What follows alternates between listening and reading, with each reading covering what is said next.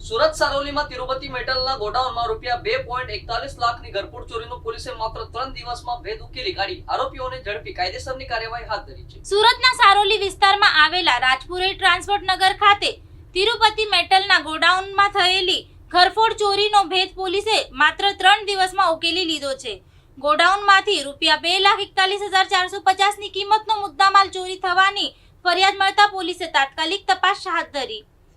પોલીસે ઘટના સ્થળે આસપાસના વિસ્તારોમાં તપાસ કરી તેમજ જરૂરી પુરાવો એકત્રિત કર્યા હતા। ટેકનિકલ સર્વેલન્સ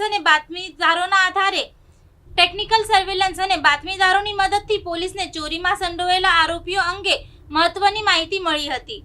ત્યારબાદ પોલીસે ઝડપી કાર્યવાહી કરી ચોરીનો ભેદ ઉકેલ્યો હતો। પોલીસે ચોરીમાં સંડોવાયેલા આરોપીઓની ધરપકડ કરી તેમની પાસેથી ચોરીનો મુદ્દામાલ કબજે કરવામાં સહિતની કાયદેસરની કાર્યવાહી હાથ ધરી। સમગ્ર મામલે પોલીસે વધુ તપાસ શરૂ કરી અન્ય કોઈ વ્યક્તિ સંડોવાયેલી છે કે કેમ તે દિશામાં પણ તપાસ હાથ ધરી છે। ગણતરીના દિવસોમાં ઘરફોડ ચોરીનો ભેદ ઉકેલતા પોલીસની કામગીરીની પ્રશંસા થઈ રહી છે।